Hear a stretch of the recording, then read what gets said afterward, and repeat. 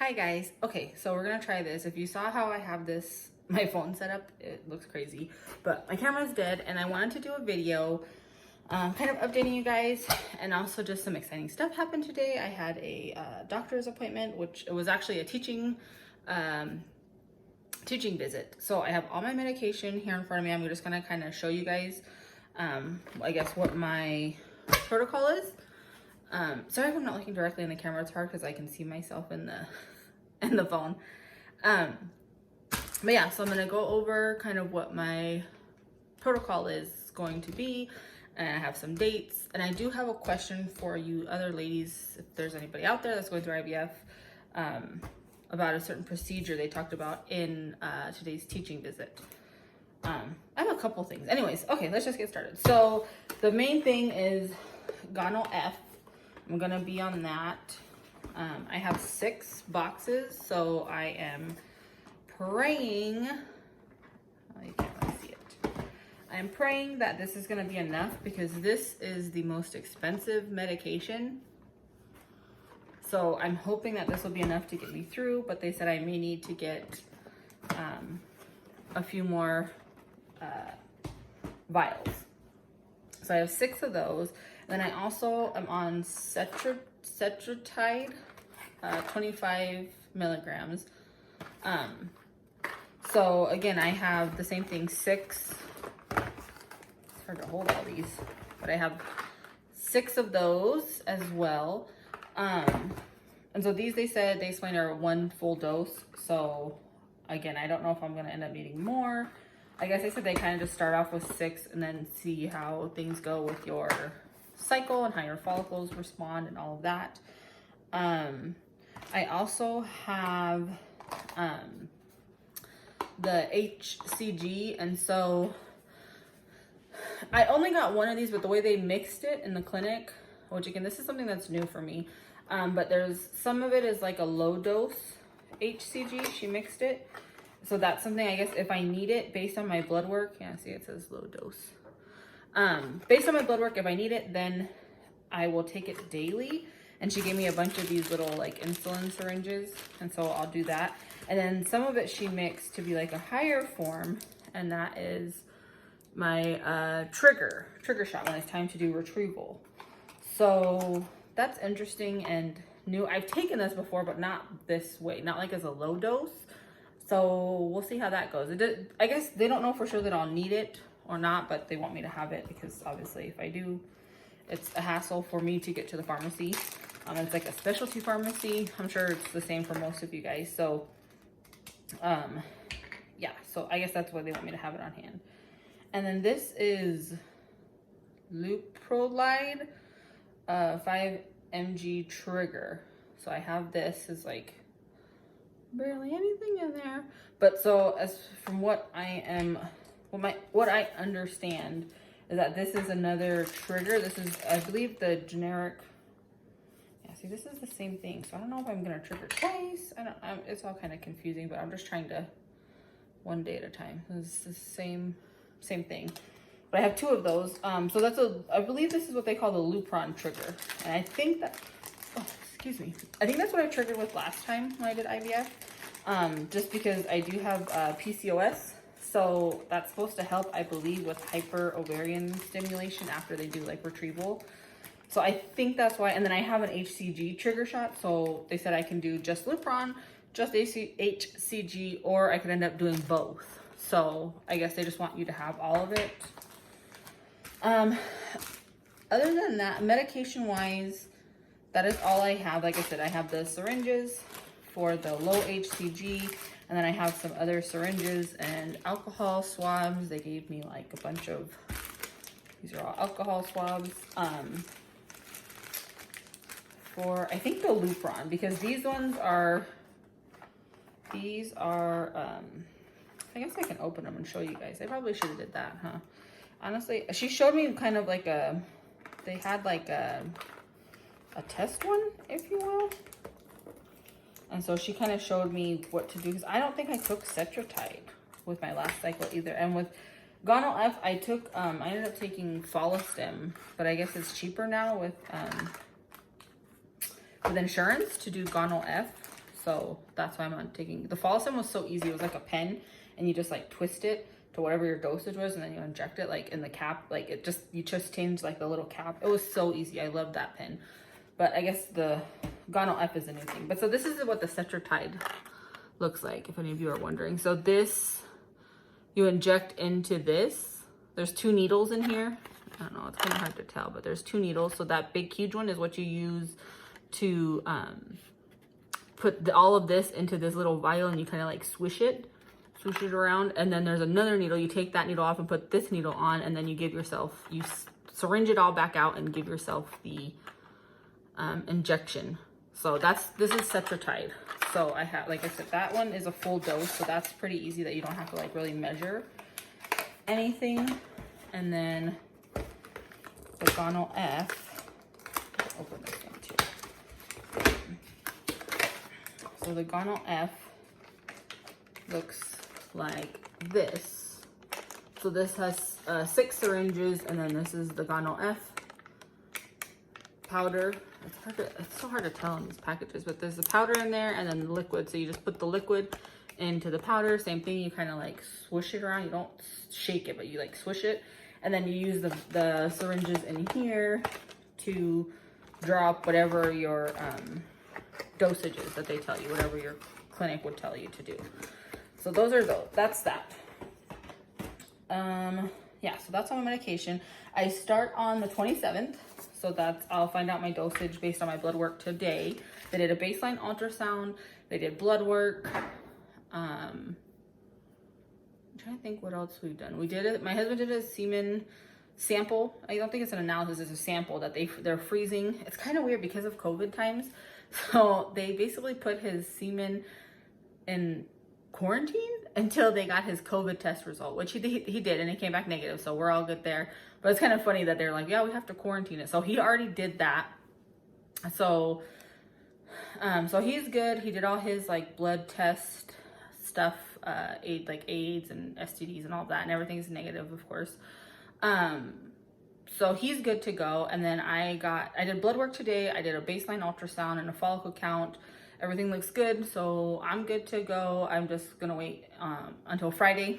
They'll send me a message about what my dosage are and what medication to take based on the blood work that I did today. So that's kind of my calendar. So the week of the 30th, I'll have a couple appointments. Sorry, I'm looking down because they gave me like my like timeline calendar thing. It's like a huge packet of paperwork. But yeah, so the week of the 30th, I'll have a couple appointments. And then the week of September 6th is the anticipated egg retrieval day. So yeah, I mean, I don't anticipate any issues. I don't know when my exact egg retrieval will be, because obviously it just depends on the follicles, how quickly they grow or how little. I do know she mentioned on my right ovary, I have 30 follicles. Obviously not all of them are going to grow and be mature, but it's just like, it's a lot. And I remember from past cycles, my ovaries were really big and uncomfortable towards the end because I have the PCOS, like I do store so many follicles. So yeah, it wasn't painful, but it's definitely uncomfortable the last few days, I remember, because it was just like, I felt like my ovaries and my stomach, like that whole general area just felt so full. Yeah, so I don't have too much else to update on as far as, I mean, the timeline is hard to, until I start doing it, then we'll know. He did say starting on the 31st, I have to do ovulation predictors. Make sure I don't ovulate, and then once the day he tells me to do the trigger shot, whichever one, the retrieval will be 2 days after that, she said. So as I get more information, I will definitely make a video and do a little update. They may be more phone videos just because this is definitely quicker and easier to get put up. Okay, so my question I had for you ladies, any of you ladies that have done IVF recently, is my doctor said after the retrieval and before the transfer, they want to do a sonohysterogram with mock embryo transfer. Now, I don't remember doing this before. I can do that, or I can do a hysteroscopy with a mock transfer, but I have to be put under for that. So I had to pick one, and obviously I picked the one I don't have to go under. The only thing is, she said if he finds something, he can't remove it, or the other one, because I'm already under, if he found like a polyp or something, a fibroid, he could remove it. I've never had those. I'm not saying I can't, but I just don't think that that would be an issue for me personally. I just haven't had any history of those ever. But I don't remember doing this last time. So I don't know if it's something that's newer or what. So if you have any experience, or if you've had to do one, or if it's just kind of, if it's, I guess, standard practice now, or is it like an additional step? I mean, obviously that's what my doctor wants to do. I kind of have to do what he wants me to do in order to move forward. And then the other question, or I guess it's a question. So it's been a long time since I've done IVF, and with both of my girls, I did fresh transfers, and we transferred 2. That's not what they do anymore. Everything is pretty much frozen transfer. At least I talked to 2 other clinics before I ended up back at my same clinic, just because of distance, honestly.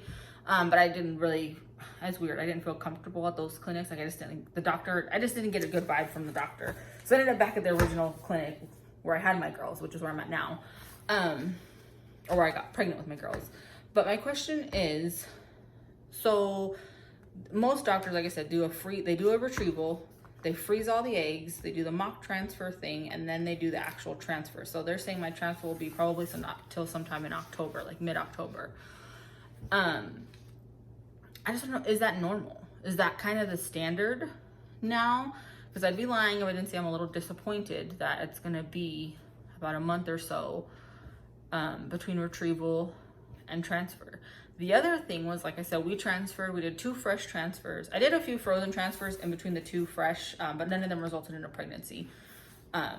So I'm definitely hesitant, or like, I'm trying to stay positive, I'm trying to stay hopeful, but I would have liked to do a fresh transfer, but my doctor just does not want to do that. He wants to do frozen. That's pretty much all they do at the clinic now, is that's how they don't do fresh transfers. They only do frozen. He said they just have better success rates.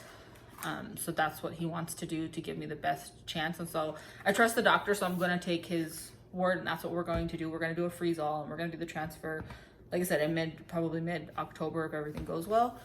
But also, he still, even with my age, which I'm 36, they recommend still only one embryo.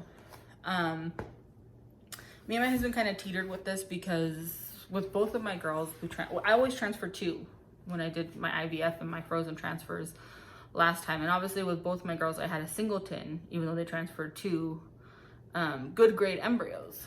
So my initial thought was I wanted to transfer 2 again this time, and they will do it. I just have to sign some forms basically saying it's against medical advice. You know, they recommend only to transfer 1. But obviously that's a higher risk for twins. And not that I wouldn't love to have twins and be happy, but we do have 4 children between the 2 of us as it stands. So we're hoping to just add 1. We're kind of just one and done. Like, we're not, again, I hate the way this comes out, especially for other people that are struggling with infertility. But it's just like, the ideal situation would be to have 1 baby, to have twins. Not that we would not be happy, not that we would do, you know, we would love them and we would keep them, of course. But the goal is to have 1 healthy baby. So my question is that standard, or is that kind of what you guys see? Is that what you've been told? Is that what you've done? Is a single embryo transfer? Again, we only need 1, and I have full faith that we're going to put in the best grade. Hopefully we'll have AA grade embryos, and that's what we'll put in, and we will be successful. But I just want to know. I'm just curious to see what else other people in different parts of the world do, what their doctors recommend. Is this kind of, like I said, the standard? It's been 8 years since I've done IVF. So I know in the medical world that is like ancient history, that I have not had to do any kind of fertility treatment. So I get that things have changed. We're still very hopeful. We're still positive. Like, we only need 1. We just need 1 happy, healthy embryo to grow and implant and become our take-home baby. But yeah, so just let me know your thoughts on that, on single embryo transfer and doing like a freeze all frozen embryo transfers, not doing any fresh transfers. I would love to hear some feedback or what other people at other clinics in other parts of the world are doing or have heard or what they've said. For now, that's all I have. If you guys have any interest, I can do a quick video on Friday when I do my injections, but if not, then I'll probably just check in when I have my first doctor's appointment, probably sometime next week, or maybe I'll have one at the end of next week. Maybe I'll do another quick video. Just letting you guys know like what's going on with my follicles. So until next time, see you later.